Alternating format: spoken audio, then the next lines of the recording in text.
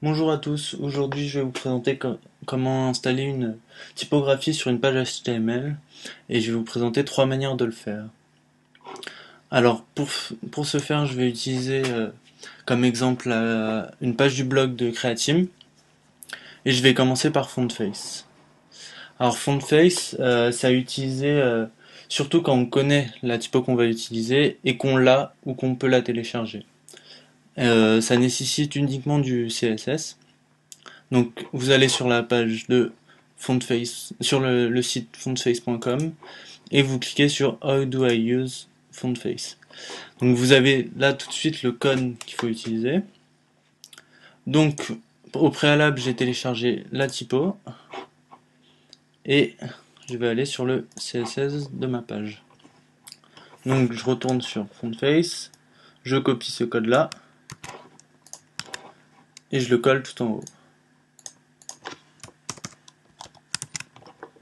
Donc, vous voyez que @fontface, vous définissez le nom de votre font. Par exemple, ça peut être ma typo. Vous allez chercher la source. Donc, nous, ça sera font slash delicious roman OTF. Non, ça sera delicious roman TTF.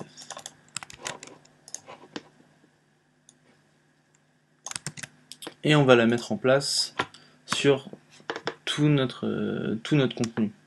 Donc, avec le étoile.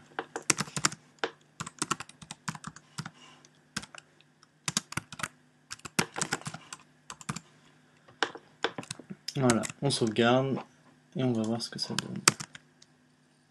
Vous voyez donc que notre typo a été mise en place sur l'entièreté du site. Donc voilà la première manière. Donc,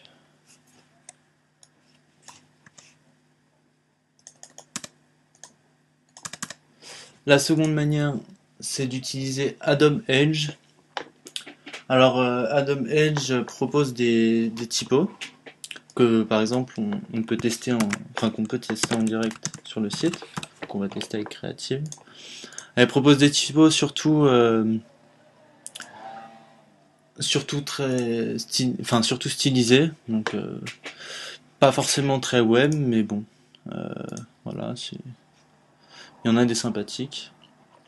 Et en dessous, vous avez le code pour l'utiliser. Donc il y a une partie à mettre sur votre HTML, sur votre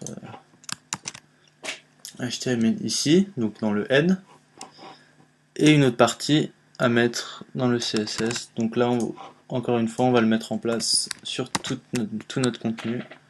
On sauvegarde le HTML et on voit ce que ça donne. Donc voilà, donc pareil que tout à l'heure, tout est mis en place sur le site. Et, euh, et voilà. Troisième manière, et la plus connue et la meilleure, Google Web Font. Donc là, tout de suite, vous remarquez qu'il y a beaucoup plus de typos qui sont proposés, 573, et que vous pouvez vraiment faire un choix très détaillé. Donc encore une fois, vous pouvez tester sur un titre. Vous pouvez chercher un nom de typo que vous connaissez, dont vous avez entendu parler. Nous, on va utiliser filtre et chercher une typo sans sérif.